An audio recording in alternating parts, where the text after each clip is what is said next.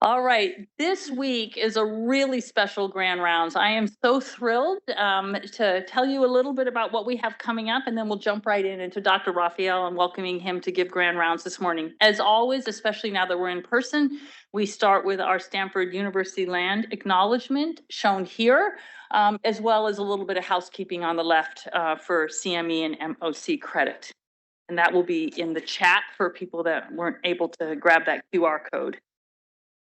And as you'll hear in a minute, we're going to hear about large-scale screening for social determinants in pediatric settings, Promise and Peril. Maybe the emphasis is on Peril, because we've just rolled this out with Baraka's leadership as you looking at food insecurity in our patients. And then want to just bring your attention to the upcoming Grand Rounds. So fortunate to have Dr. Duggan here to talk about intestinal failure. What do we know? And I hope you met Shweta, our GI, a relatively new GI faculty who's leading our intestinal failure program here. And then another very special Grand Rounds coming up. Dr. Raphael knows Melvin. Melvin is the chair of the Department of Pediatrics at the University of Puerto Rico, and we're going to bring him here for a few days because he has incredible amount of experience with disasters, unfortunately, in recent years. But for Grand Rounds, he's going to speak with us about global pediatric nephrology serving the vulnerable. He'll be giving another lecture more around disaster recovery, and we'll make sure that you have access to that as well. And then another call for faculty mentors or for mentors for the pediatric internship program at Stanford, now in its third year. This is an extraordinary program. Margaret Murphy, Allison Guerin, a whole team lead where we bring in URM, first generation, low income high school students from around the Bay Area to spend a summer with us. And I think what makes this program so innovative is, in addition to this really special curriculum for them where they do poster presentations and elevator pitches, and the graduation ceremony, I think, is one of the most joyous things I've ever been to. There's also a curriculum where we support the families and help the parents with financial aid applications. And so it's a really special program, and we are still have an open call for mentors, faculty mentors, and then there's also opportunities for postdocs and medical students and other people to really be engaged in the program. So if you don't know about PIPs, really encourage you to learn more. And with that, I'm going to invite Baraka to introduce today's Grand Round speaker. Good morning, everyone. We are really in for a treat this morning. Our social determinants of health team had the opportunity to sit down with Dr. Raphael yesterday. And I'm just one part of a large multidisciplinary team that's under the leadership of Christine Taylor and Kim Brown, that also works with Lindsay Stevens and many other people that's able to really lift this work up in our institution. And we were able to sit down with Dr. Raphael today, and we'll be able to learn so much. Dr. Raphael, MD, MPH, is the Division Chief for Academic General Pediatrics and Professor of Pediatrics and Vice Chair of Clinical Affairs for the Department of Peds at Baylor College of Medicine at Texas Children's. He's a nationally recognized health services researcher with a focus on equity and improving systems of care for under-recognized children and underserved children. He's been funded by the National Institutes of Health, the Patient-Centered Outcomes Research Institute, and Health Resources and Services Administration. His research is complemented by policy efforts towards improving the care of vulnerable populations. He's a founding director for the Center of Child Health Policy and Advocacy at Texas Children's Hospital, and then he's also a council member for the American Pediatric Society and the president-elect for the Academic Pediatrics Association. He's a past appointee of the Lieutenant Governor at the Texas Health Disparities Task Force. His awards have included the Research Mentorship Award from the Department of Pediatrics at the Baylor College of Medicine, the Health Advocacy Award for Doctors of Change, Meritorious Service Award from the Texas Health Services and Human Services Commission. And then he also received his BA from Williams College, his MD from Harvard Medical School, and his MPH from Harvard School of Public Health.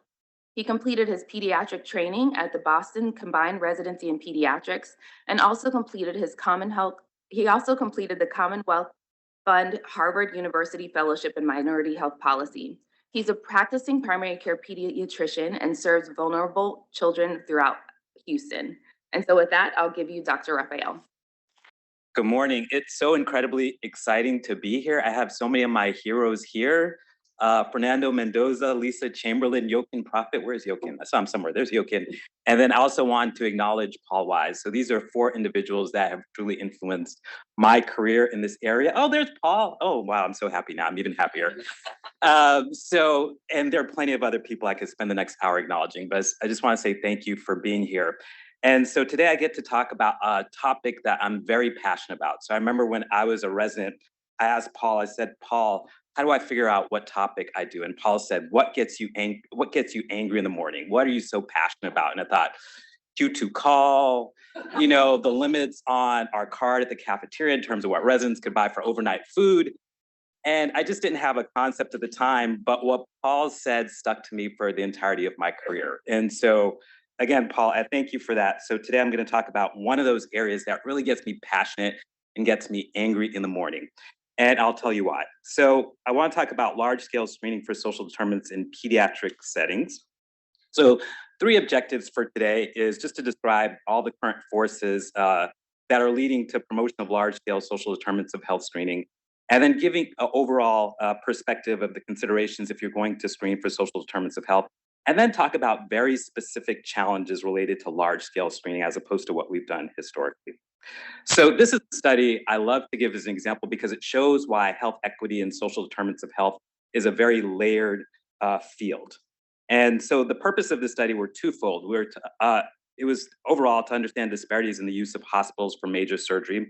So first, they want to look at the racial differences in the proportion of patients having surgery in what they deemed low-quality hospitals versus high-quality hospitals. And then the second objective was to determine whether geographic proximity had anything to do with where people went and explain some of these differences. So very simple study. They used Medicare data files, so essentially everyone had coverage. Now that comes with a big asterisk because not all healthcare coverage is the same, but in general, they had some coverage. So these were individuals 65 years older who were undergoing the procedures you see below. They had a measure for hospital quality, which was based on morbidity and mortality, and they had a measure for geographic proximity, basically how close you lived to these hospitals, and they did a logistic regression. So what was interesting about this, and very simple, Black versus white. So Blacks were more likely to have surgery at what were deemed low quality hospitals, again, based on morbidity and mortality. They were less likely to have surgery at high quality hospitals, but they actually lived closer to high quality hospitals. So when I saw this study, I was totally blown away in the sense of how can you explain these results? And so these are the sort of the things that I came away with, the insights I came away with looking for this study, is that it's a number of factors. One, it could be the referral patterns of their primary care providers. So they may send these patients to particular hospitals or subspecialists that tend to be at these what we deem low quality hospitals. The second thing is for patients, the metrics around what makes quality is not always known. If there are health literacy issues, other types of factors as well. They may not know, this is what morbidity is, this is what mortality is. These are, length of stay measures I should be looking at. And then there are all these factors about patient experience as well and how welcoming our institutions are. So it's possible that some of these Black patients had bad experiences, what were deemed these high quality hospitals. And it could have been for them, it could have been for their social network, it could have been for family members. And alternatively, they may have actually had great experiences of what were deemed these low quality hospitals. And it may be because what are these low quality hospitals, at least by our metrics, again, I say our, it could be that they have the services these individuals need. So it could be interpreter services, it could be social work support, it could be food pantries. So all of that actually elevates these places to be high quality for these particular individuals. So I think one of the key points too is that patient experience drives value in addition to the things that we in healthcare typically think about. And overall, my sense was this is where the social determinants of health come together, right? Because high quality hospital, low quality hospital, based on whose definition, all these other factors really come into play in terms of where people go to get their healthcare. So social determinants of health, I think we all have a pretty good definition. It's all these life enhancing resources, food supply, housing, the built environment, education. And it's not just that, it's how they're distributed in society as well. So there's a great rationale for addressing social determinants of health. So I think there have been studies since the 70s that show that healthcare, in terms of what we do on a daily basis, only accounts for 10 to 20% of health outcomes. So life expectancy, quality of life, for example. And then alternatively, we have evidence that shows a strong link between social determinants of health and health outcomes. And when you look globally in terms of how the United States compares to other countries, we invest so much more in healthcare relative to social care. And then when you look at our health outcomes, we do much more poorly related to other countries who spend more of their resources on social services. So it's just an interesting perspective when you look at us in the global landscape and where we should be making our investments. So this has been the theoretical rationale for really going after social determinants of health. But what I want to talk to you about today is there have been all these new forces just in the last couple of years really pushing us to think about social determinants of health in a different way. So let's start off with payers. So payers have been making the push. The Centers for Medicare and Medicaid, so CMS, years ago started something called the Accountable Health Communities model, which is essentially focused on very active social determinants of health screening people, referring them to community organizations, patient navigation, wraparound services, and funding different organizations that were doing this type of work. And then in 2016, there were all these changes in the Medicaid managed care regulations. So some of it was promoting alternative payment models. So not just fee for service, but promoting more value-based models where you can look at things like health equity and social determinants of health and reincorporate that into reimbursement. The other thing that was promoted with those changes is in lieu of services and value-added services. So in lieu of services just means substitutes. So you can say, for example, instead of having a mom do her prenatal visit at the hospital or at the ambulatory clinic, that someone comes to her home to do that. So that meets that person where they are in terms of their access to care. So that's in lieu of service. And then there are also value-added services where things that just benefit patients above and beyond what is in the Medicaid contract.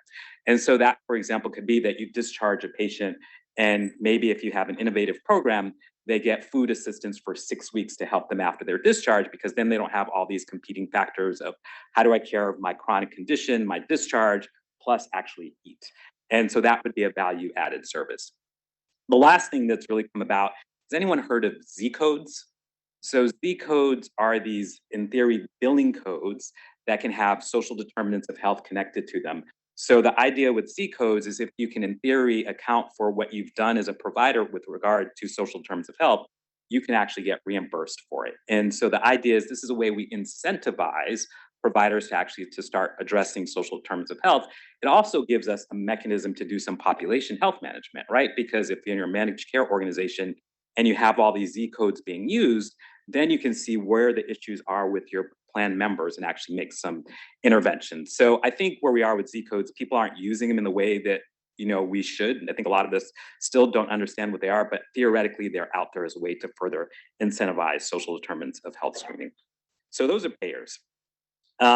Another further step just this year, that now there are going to be increased payments for measuring 3 health equity measures. So one of them is just going to be, and this relates to hospitals specifically, one is going to be what kind of culture are you setting in terms of addressing health equity, but then 2 of them are specifically going to focus on health-related social needs, screening as well as providing support. So you can see from a number of different areas, payers are now at a national level really pushing social determinants of health. So let's go to our next stakeholder, the Joint Commission, which everyone loves, obviously, when they visit.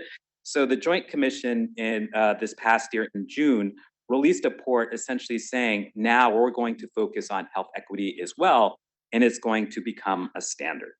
And so here's what they have here. I think it's about 5 or 6 things focused around health equity. So having leadership, looking at data, looking at differences in outcomes, but the one specifically related to social determinants of health I've highlighted here. So assessing patients' health-related social needs and providing information about community resources and support services. So they're very explicit. This is now a requirement from Joint Commission. And here you can see a little bit more specifically about the areas. They just give as examples of these are the types of areas that you can cover. So access to transportation, difficulty paying for prescriptions or medical bills, education and literacy, food insecurity, and housing insecurity. They don't give a lot about exactly how to do it, but these are the areas in theory you can focus on. So we have payers, we have Joint Commission, and the other lovely one that's come out in the last couple of years is hospital rankings. And so just about 2 to 3 years ago, US News and World Report had added a health equity section.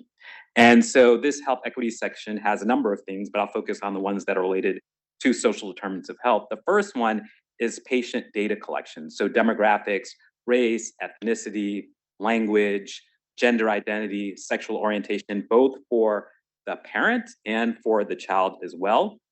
And then ask questions about all these other things you should be screening for: employment, housing insecurity, food insecurity. And then it actually asks, I don't know if any of you are familiar with the questions, it asks to what percentage of you do you do it for less than 25% of your patient population, 25, 50, 50 to 75, and then all the way up. And it's fascinating to see how hospitals rate themselves when you see the rankings. So if you get an opportunity just to see that, it's pretty fascinating. But this is another incentive now. So if it's not the payers, if it's not Joint Commission, it is also hospital rankings. So those institutions that are very oriented around reputational value, it's here as well.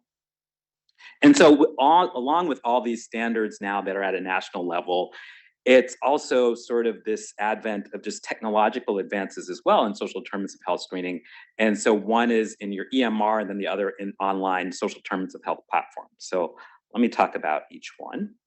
So social determinants of screening within the EMR. So now you have EMRs, whether it be Epic, I think you all have Epic here, correct, or other platforms. Now there are specific screening questions and wheels and different things that they call them to specifically screen for social determinants of health. And the value is that all providers can actually enter in, what they've screened and report it and monitor it, and everyone can see, different subspecialists can see. So you get a whole view of the patient. I think the other advantage to it is, again, it facilitates population health management, because again, if you have good data and you can look at that data and analyze it, you can see what kind of work needs to be done. The other thing that really fascinates me is the proliferation of all these online social determinants of health platforms. And so, there are these interactive platforms that address social needs. So whereas before, you remember we'd all carry around a big binder that a medical student made for us and then flip through it, realize half the places are closed now. And so this is a major improvement on the way we used to do it. You have these online platforms, they're updated according to geographical location. You could put in your zip code, find out what the resources are. And the nice thing about them, they can use by individual patients. You can work with your patients specifically and go through it with them. And then healthcare entities can get different versions of these platforms where they also come with personnel support. And so the personnel support from the company may mean that they sort of maintain and sustain the relationships with the different community-based organizations. So I think the one you use here used to be called Aunt Bertha, but is now called findhelp.org.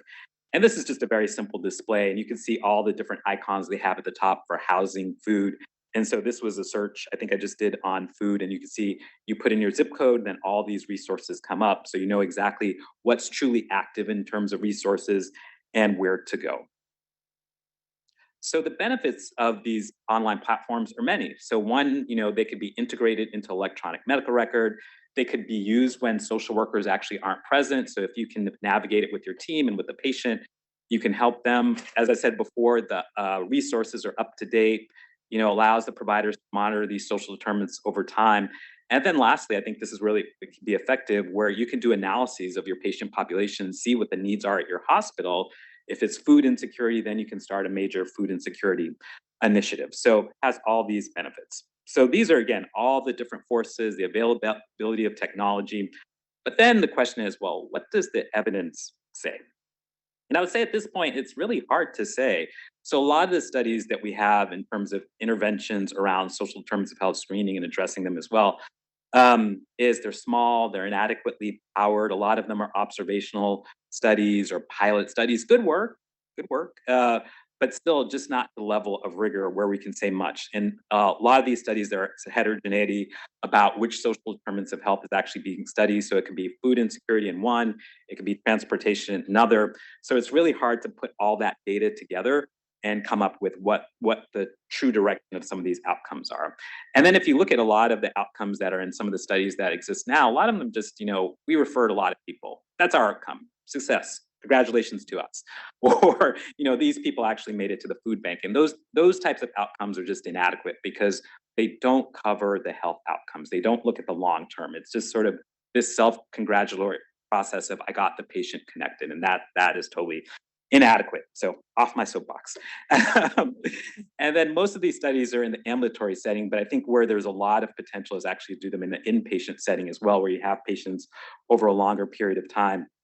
The last thing I would say is there has been some promising data about addressing social determinants of health from the 1115 Medicaid waiver programs, but those programs aren't meant to be rigorous in their evaluation the way of a research study. So it gives some signal that these interventions work, but again, not done with the rigor where you can say for sure. So that's where we've gotten a lot of our data, and that's the state of the evidence for now. So what I want to switch and talk about now is just what does screening look like and how do we do it and what are the priorities? So when we think of screening typically in healthcare, it's to identify something that is an undiagnosed condition in an individual. They don't have signs or symptoms. Our goal is to identify it through our screening.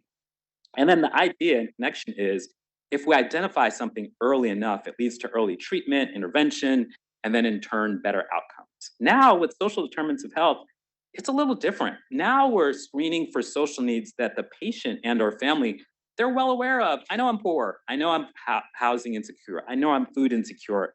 And then the treatments and solutions lie outside the healthcare system. So the healthcare system is here, and then all the answers in theory lie somewhere else. So how does that work together? So a little different from this concept of screening that we've learned.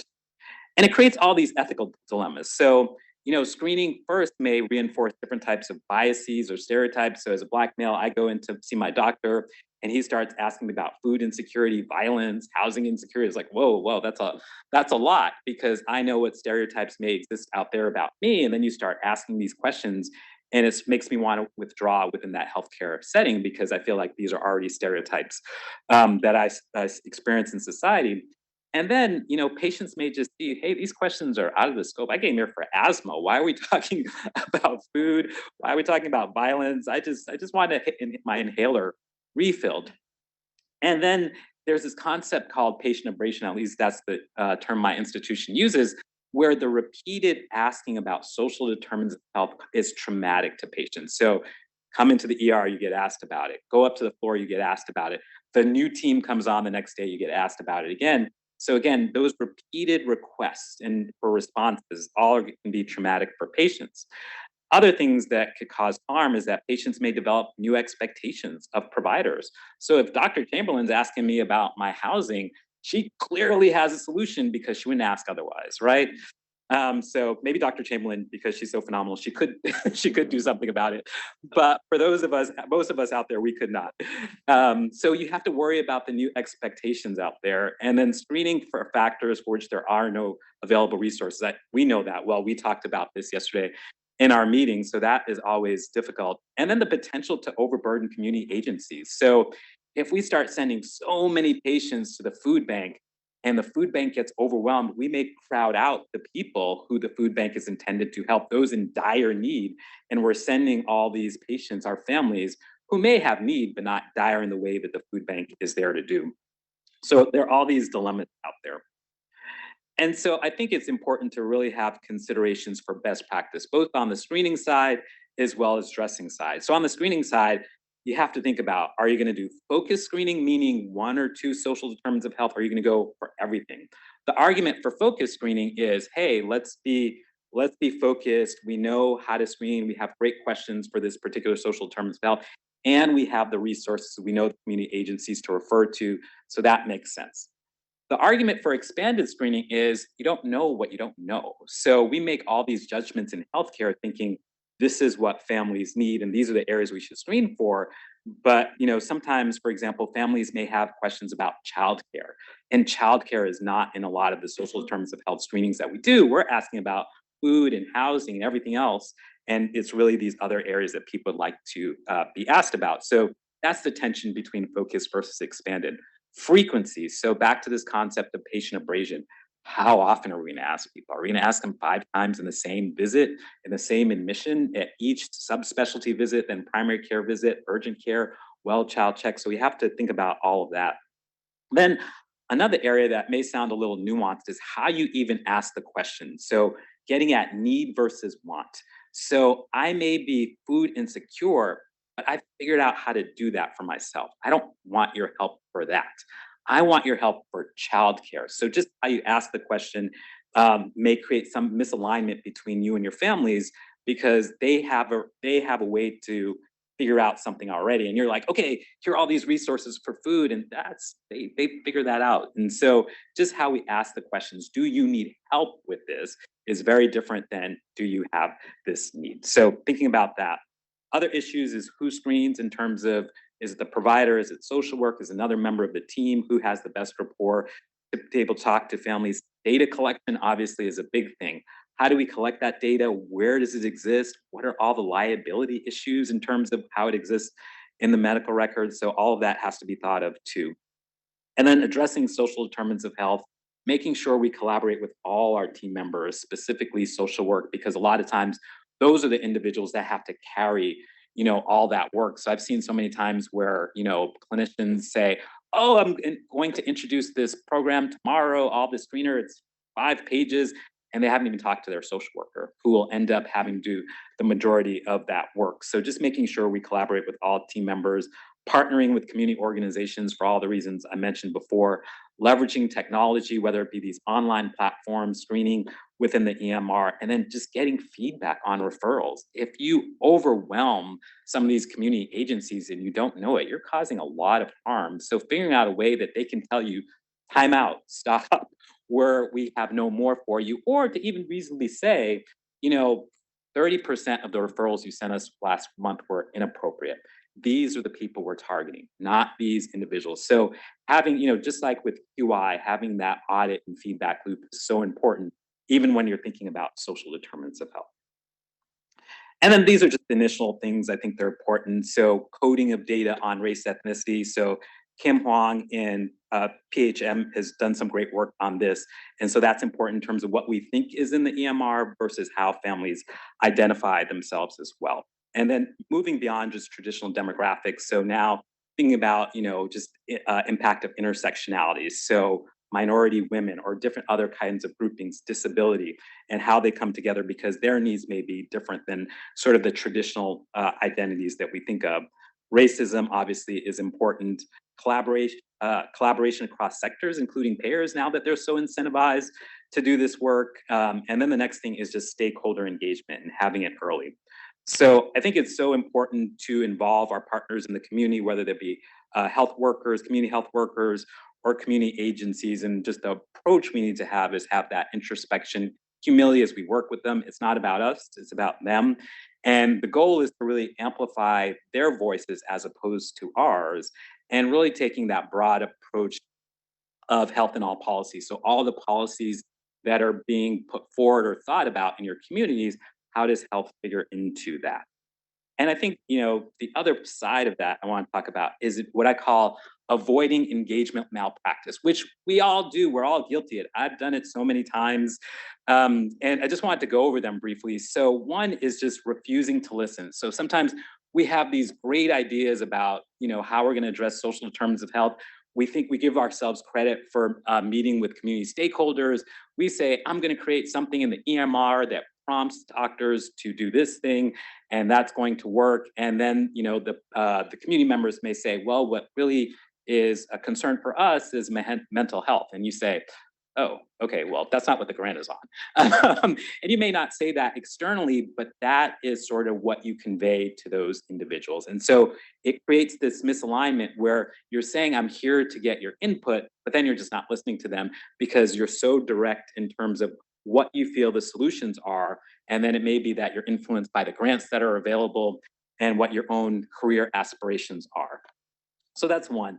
And then deceiving or changing course. I think, again, sometimes based on our incentives, we may start off by telling our community partners one thing, but as things change for ourselves, we shift and we move around, and then we just drag them with us. We don't re-engage them to say, I want to change this project and how it's oriented. What do you think of it? We just move, and then we just assume they'll follow us. So that's another area where we practice, again, what I call engagement malpractice. And then just pushback, right? And so if someone says it's mental health and you say, well, based on the studies, it's not. We just have to do this. And then we can sort of put that mental health thing in later somehow. So just not listening to our partners and actually being forceful in our pushback. And then the last one, again, is one we all do, is serve our own purpose. And I think this graphic really displays what we do to our community partners. We see a foundation grant, we see an NIH grant, other federal grant, and we say, we're gonna address social determinants of health. We get these folks together, we ask them for letters, sight unseen, and then we expect them to do it. We don't really ask them what they think. We draft a letter for them, and then we disappear. If we get the grant, we'll email them and contact them again, but if we don't, we never hear from them. So I think it's so important to make sure we don't do that and understand all the work that they're putting in is not just people to have as a partner in a tokenist way, but actually have it in a meaningful way. So I think, sorry, go ahead. I was wondering if then sort of thought about how to like maybe revise the way that grants are like seems like in a way there are grants out there for these things and then we go apply for those things and try to apply it to communities. I don't know if there's any thought about trying to apply grant money to communities and for their own sort of ideas and have us when we have this expertise we can bring it to you. That's a great point. So now you're seeing so many more federal agencies and granting agencies say that they want patient engaged research. So now they're saying as part of your research to have team members actually be people from the community and be all these stakeholders. And so now it may be a community advisory board, or it could be that they're actually thought of as investigators. So what you're talking about is actually happening. So these are all the ways that we don't do things in the correct way. So again, just to summarize, all these new forces, these are the things that you have to think about in screening for social determinants of health. And what I want to talk about is, historically what it's been is in a lot of individual providers and people doing it. Now, what are the differences now that we're going to more systems-based approaches? So historical nature of social determinants of health screening in our settings is they're typically driven by individual providers, individual clinics. I got an email last week from a cardiologist who created this comprehensive screening program, and it's phenomenal. And then, a lot of times historically it's been centered around the frontline providers and families. So this small unit working together, but overall little standardization and structure, processes and outcomes. Our screening tools are all over the place, even within the same organization, they can be very different. No organizational oversight, poorly resourced, limited alignment with the organizational strategic plan. And then it's really, for the most part, it's purely mission-based, meaning sort of been designated or stereotyped as do-gooder work. So what's happened now is that, with that model or what it's been historically, if you look at these social determinants of health, only a quarter of US hospitals even screen for these 5 needs. And that might be an overestimate because I think sometimes people don't always tell the truth. And so I think this is actually the best case scenario of what it looks like. So now, think about this new landscape. Now you have incentives from payers, from the Joint Commission, hospital rankings. You have the availability of technologies to screen and address social determinants of health, all these online platforms. You have emerging evidence on addressing social determinants of health that could actually improve outcomes. You have engaged faculty and trainees who all want to do this work. And you have the proliferation of DEI officers, vice chairs in DEI who are ready to provide the leadership appropriate to make this work happen. And increasingly, you're seeing health equity really incorporated into organizational strategic plans. So now with all these external forces, people ready to do it, you would ask, what could possibly go wrong? And this is where I go back to what Paul taught me when I was a resident and what makes me so angry and passionate about what I'm seeing with social determinants of health. Is now you have all these larger system leaders and stakeholders who are now involved, and they may have divergent and competing priorities. And they're all due to the party, right? It was the providers, the clinicians, social workers, care coordinators, family advocates who are really focused on social determinants of health. And then all of a sudden, the executives walk in, these other administratives walk in. So it may be quality and safety, and their involvement is around Joint Commission, around US News and World Report, clinical operations, making sure that this could be integrated in a way that it doesn't slow down flow. And then finance. Finance may be motivated by billing and Z codes and all these other ways to take advantage of new value-based modeling. Information technology, just making sure how all this works. And it can be, historically the clinical team that typically did it. And the problem with all of that is all these people new to the party is they have various skill sets, different motivations for being involved in social determinants of health. A lot of them have not historically done this work, and they have experiences that are not consistent with doing this work. You have this tension of who actually owns it. Is it quality? Is it the providers? Is it finance? And you just don't know. And I think it makes it harder to move the agenda forward when you have these new stakeholders and some people saying, no, oh no, I own this piece or I own that piece. And that just creates this potential for a lot of siloed and fragmented efforts and just inefficient use of resources, because I may be creating one program here, quality may be implementing another program here, and we're using different personnel, and those personnel can be all be together and rowing in the same direction. And then you just have these different goals and incentives and drivers for actually doing the work, and that can shape how programs are developed and implemented. So let me talk about a few differences. And before I do this, I'm going to give a big disclaimer. I am exaggerating a little bit the role of everyone, so I don't want to get complaints from finance, quality teams, or whatever. I am exaggerating and stereotyping a little bit more to make a point. So, as you think about putting together a social determinants of health screening program, so from finance's standpoint, their motivation may be to the opportunity to optimize reimbursement under value-based payments.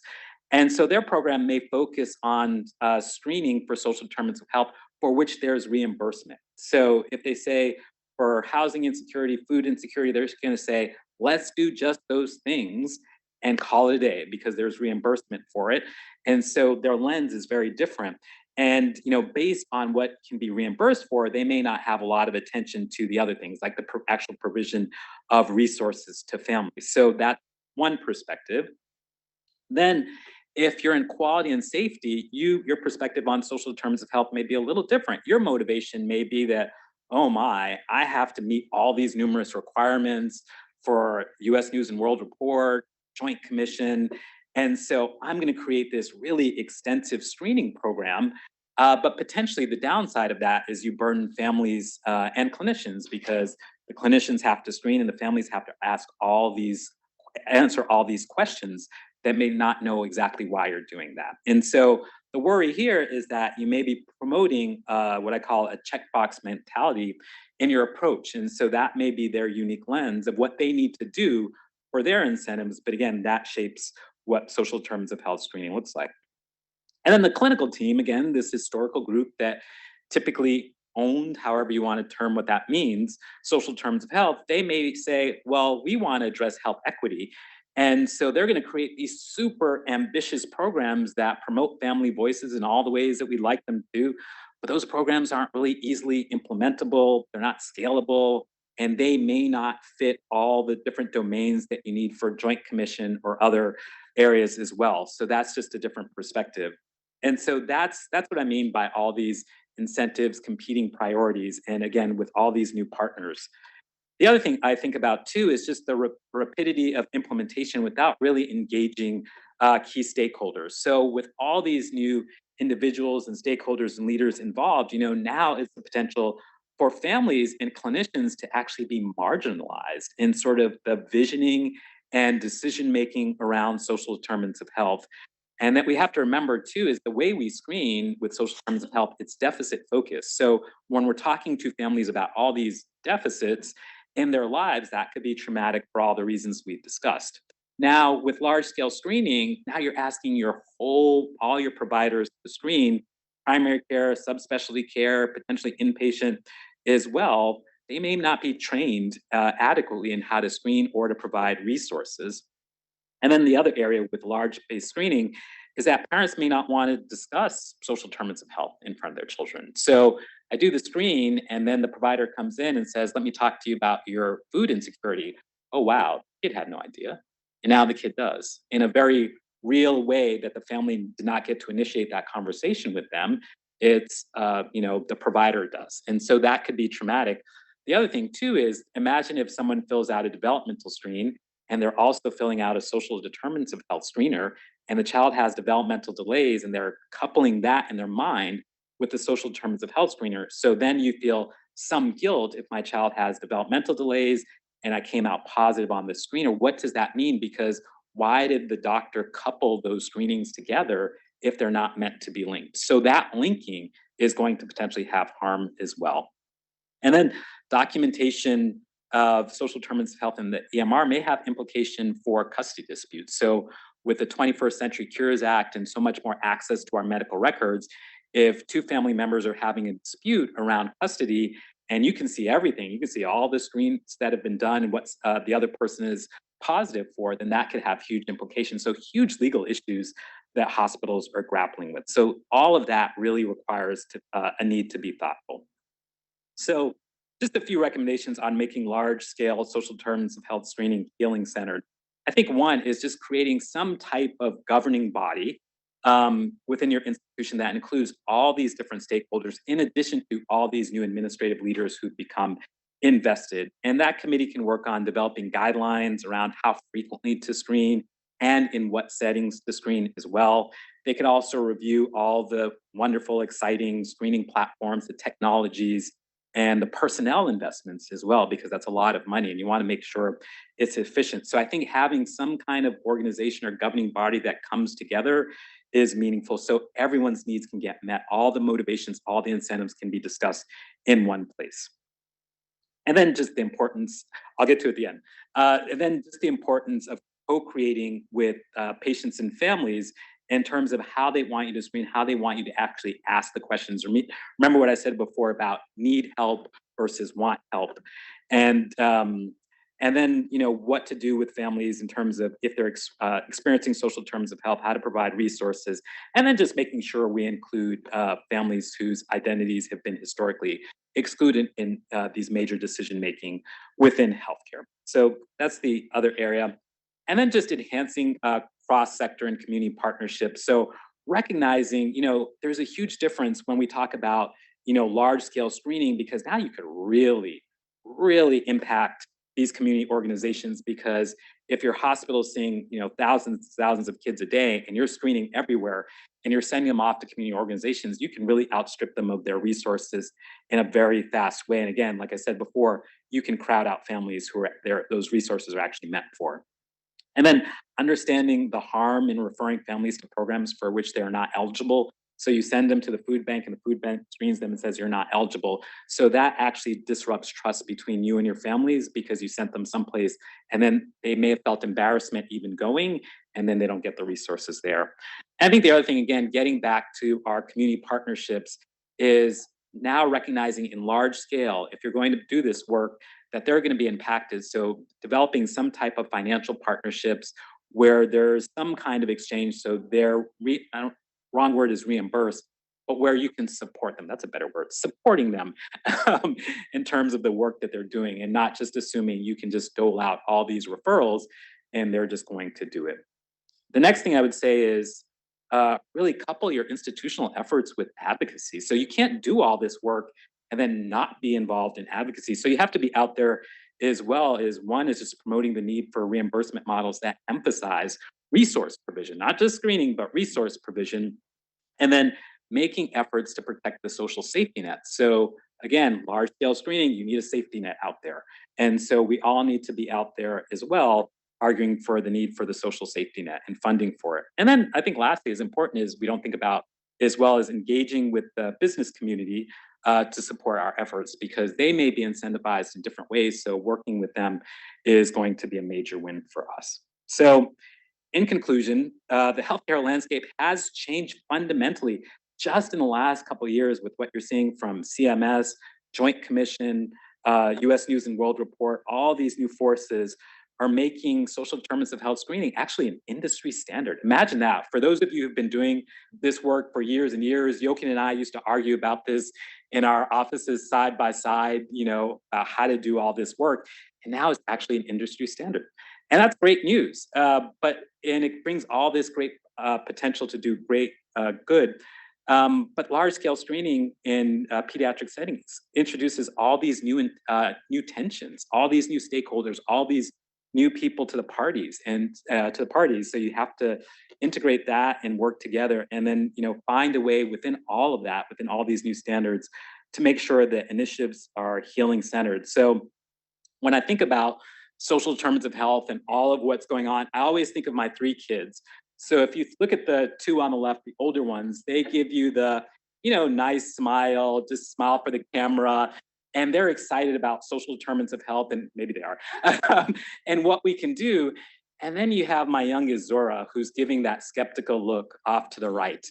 And that tends to be me in terms of where I place myself in the social determinants of health discourse. Is I see the opportunity, but I also see the potential peril. And I think it's just something that we have to keep an eye on and just all be engaged in. So with that, I will conclude and take questions. Thank you so much. Thank you so much. Thank you so much for that talk. You articulated so many thoughts in my head that have been swimming around much more better than I can say. So, I guess what I'm struck is a slide you had earlier that sort of questioned the evidence of the effectiveness of large-scale screening. And I'm surprised how quickly both payers, Joint Commission, and US as grabbed onto this as being the thing we should do without the evidence being there yet. And so I guess I'm wondering from your perspective, what could be some other approaches besides large-scale screening to get at addressing social determinants? Because I think we've all bought into the evidence of that. Mm-hmm. We're just now questioning whether the screening is the appropriate strategy to get there. Right, and it's all these ethical issues that come up in terms of potentially doing harm. So some people would argue, instead of large-scale screening, maybe you just ensure that you provide resources. So in your clinical settings, that people can see if they need help there. It could be a kiosk, it could be a form or some booklet where this, all the resources are there, but they're, because of the potential harm and all this large-scale screening, that maybe that at least that's one potential other way to consider it. Yes. I had another question. Absolutely, let's go. So I think at least inpatient, I feel like when you were saying like an ED will screen, and then with the different inpatient teams, we'll turn over and maybe they'll rescreen. And I was wondering twofold. One, I feel like so much, especially as a resident, so much of the time we focus straight on the medicine, or I guess like the physiologic medicine. And we only find out from social work, like, oh, this family doesn't have access to transportation. They live 3 hours away. And so my first question is, is there any studies on who is the most effective in the hospital about screening or identifying and connecting needs? Because my initial thought is I can ask about all these questions, but I'm just going to ask social work to help me because I don't know all of the resources. And to some degree, as a resident, I feel very like strained for time and mental energy to be able to manage all of those things all at once. And my second question, which kind of goes along, is are there any measures to have like a dedicated inpatient team that would kind of, like we have adolescent consults and they just stalk all the admissions, see who's a teenager and see what's been said about them. Right. And so like, has anyone tried anything like that where there's like a specific team of a social worker and a hospitalist or something like that who can go around and sort of like triage these things so there's more continuity and maybe more expertise than having the residents like go in and ask these questions that I honestly we're just haven't been super equipped to be able to effectively manage? Yeah, that's a great question. So there have been a number of studies on who is the right person. I think a lot of times these studies show that people connect with their clinicians. And so because of that relationship, they like getting those questions or having that interaction with them. But then there are other studies that show even the mechanism of how you do it. Is it a person? Is it a website that you go to and fill out the screener? Is that what's most helpful? And so you find, I would say it's hard to find things that are all in the same direction in terms of what people like and how they like to be screened. But I think there's a lot of studies historically when it comes to these sensitive issues that people want to hear from their providers specifically. So that creates more work, but I think it's a requirement that means that we need more training on that. And to your other point about new ways of teams working together, I think those are coming in terms of having different teams, be much more proactive in the inpatient setting. And I think those studies are underway. I don't know of any major results yet, but I think that is something that people are really starting to model, whether it be care coordination, community health workers that are either hospital-based, community-based, spend time in the hospital, do screening. I think there's a lot of research going on there. Dr. Raphael, yes. Perfect talk, perfect timing. Thank you so much. You're just going to fast forward us. I can feel it. I've been so frustrated by the platforms, the Aunt Berthas of the world. I find two things. Number one, when we first started to see them and we would pull them up and ask it a question about food insecurity, it had the high level stuff. It had the stuff you could find on a web search. It didn't know St. Francis of Assisi in East Palo Alto served a hot dinner every Tuesday and Thursday. Like, we had community knowledge that never popped up to the top level. So number one, is there an opportunity, or have you seen a way for people who know their community to add things to enrich them, for it to be a little more bidirectional? And number two, same frame, families should be able to provide Yelp reviews for those services, because a lot of families will come back and say, I don't want to go to that one. They're not nice. They don't speak Spanish, whatever. And so I'm wondering if, I guess overall, it's where's the bidirectional opportunity with these platforms? And because I think it's important that it be more accurate, more hyperlocal, more family voice. And I think it's an opportunity for this region. We excel in technology, and just wondering if we can't think about a Stanford add to those platforms. Those are great questions. Those are the same frustrations I have. And so again, sometimes institutions just, obviously it's out there on the web, you can just use it, but there are versions that institutions can purchase that in theory come with personnel. So I've asked the question to the findhelp.org personnel. So they say, what I can do is I can go out into the community and nurture the relationships and and I think we specifically asked that question, can you get input, like you said, about that hot dinner on Thursday night? And they say, yes, but it's not clear that they can really do it in a meaningful way, because I think the algorithms are still the algorithms. And so what exists online is always going to be there. So I think from my own inquiry with some of these online platforms, they have the personnel who can do it if you pay for a certain amount, but whether they can do it in the way that more organic sense in real time, I don't know. Hey, it's such a wonderful talk, so thoughtful, and thank you for putting this all together. It's so timely for us because through our California-wide network, CPQCC, we're actually gearing up to do a social determinants of health intervention with about like 30 or so NICUs. So we're kind of getting ready for that. I just wanted to invite any of you who are interested in this work to kind of maybe join us on this journey and learn, because there's going to be a lot of learning, particularly, like some of these things might seem just sort of barely feasible to do within a children's hospital. But we have a lot of our NICUs are like small community hospitals that share a social worker across multiple units. Like, and they, so it's sort of kind of maybe the same question as our residents sort of had. It's like, who in the end takes something like this on in a regular hospital?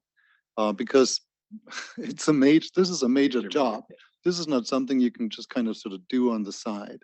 So I'm just, yeah. Yeah, no, I think it's input. in some places it's going to be, a health equity center. Other places it may be quality, and so they sit, and we were having this debate yesterday when we were talking, is where does it sit and how does it intersect with all these other efforts that seem somewhat overlapping as well? So it's, do you have the personnel? Do you have the resources?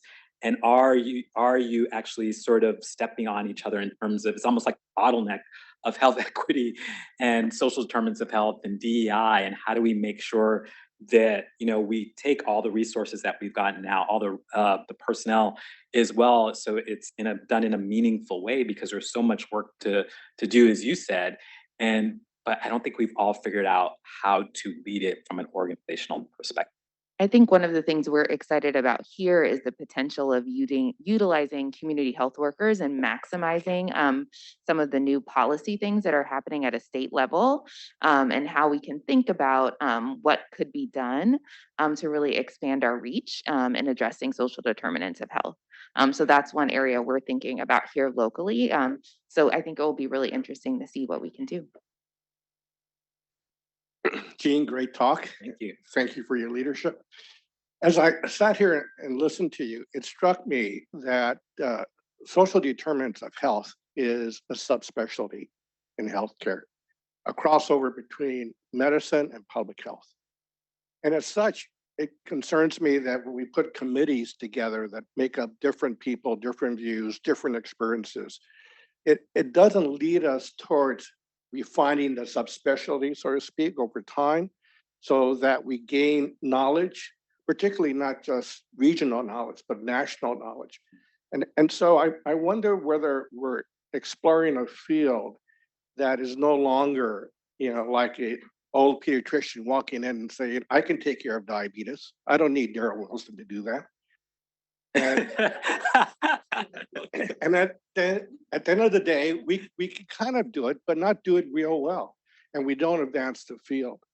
So, as we think about this, it strikes me that it is an opportunity to reframe the agenda, to look at it as a multifaceted process that's ongoing in every community differently, ongoing in every hospital. So you almost need a subspecialist to think about all those facets and how we move the project forward. I don't know, have you, what you're thinking of that? I mean, I think that's where we're evolving to, because there are so many different types of needs and requirements that it's not, I think what I'm trying to express or articulate is what we've done before historically, where it was just sort of, oh, I'm going to wake up today, I think I'm going to do this in my clinic. That's not adequate anymore. And and doing it that way was probably, probably not the way it needs to be done in an ideal world. Because now, as you said, it's sort of essentially become, you need a lot of expertise to do it the right way. And I think conversations that I've had with you and Paul in the past, as well, as you don't want to subsidize the work of what other sectors should be doing. And so finding that spot of what healthcare can contribute is going to take a lot of work. And I don't think we figured that out yet, because I think these standards are coming so quickly and people are saying, yeah, I can't wait to do it, but are we doing it in the right way? I don't know yet. And so I think we're still on that journey.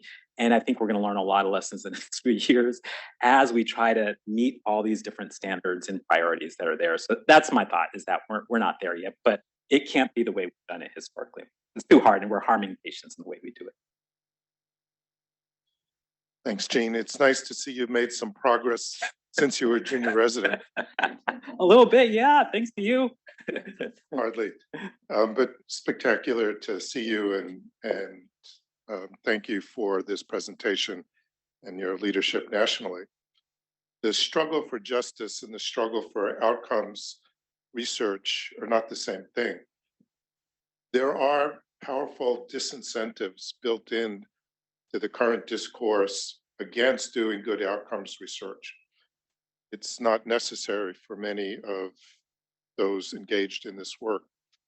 How do you navigate this? And how do you anticipate outcomes research that basically shows a little change in health? And yet we know that it's an important contributor to the struggle for justice, things that we shouldn't back away from, but yet may not be directly supported by good p-values with outcomes research? That's a phenomenal question. And I think, and in our conversation already, we're moving so quickly and the research is not showing, it doesn't always consistently show the value that we would expect to see.